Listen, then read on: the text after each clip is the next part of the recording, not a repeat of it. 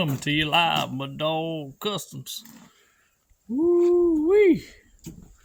We're cutting some rust out of this Ford.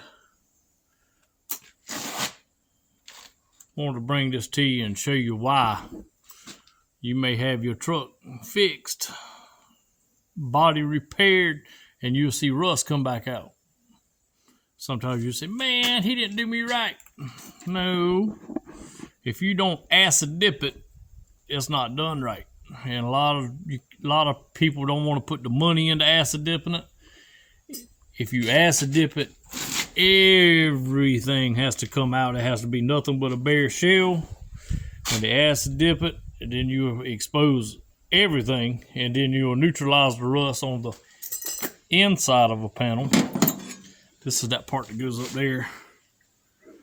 Had to cut it out because the whole lip right now that goes to the drip rail comes up, meets the drip rail, was rotted out. As you can see right here, we're gonna have to put a little patch in there on that piece.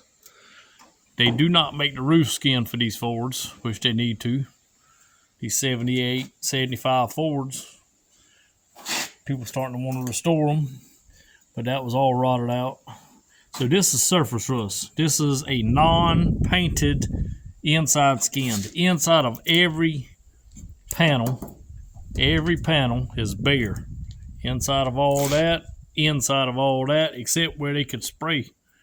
Where they could spray paint, got coated. Where they couldn't spray, didn't get coated.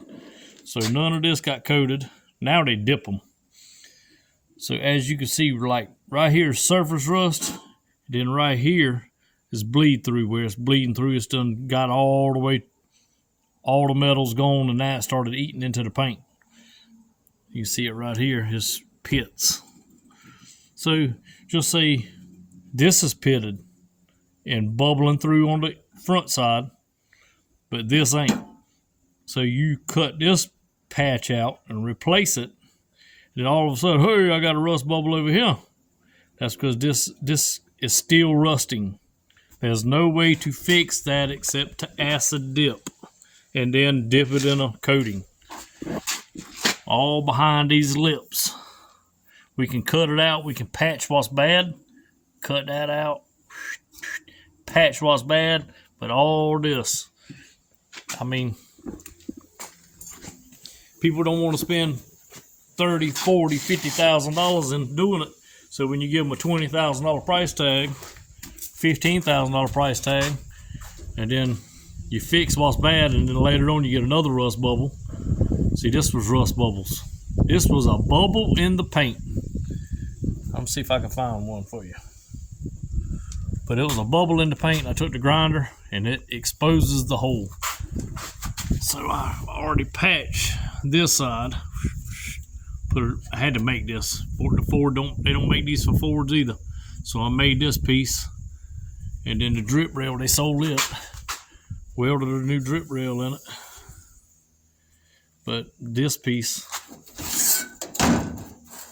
they got this piece, but it's not close. It don't have the same lip in it. So I'm gonna try to cut little patches out and patch that.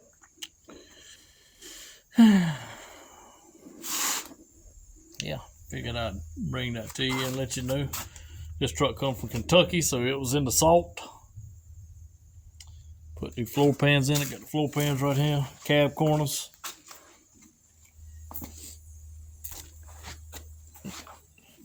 Trying to share with you and let you know.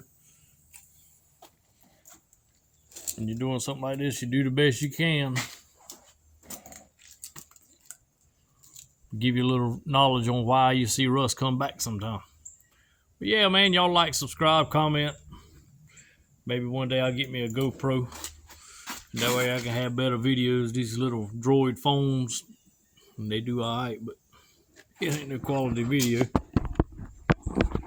Y'all give me a like, subscribe, comment on these videos.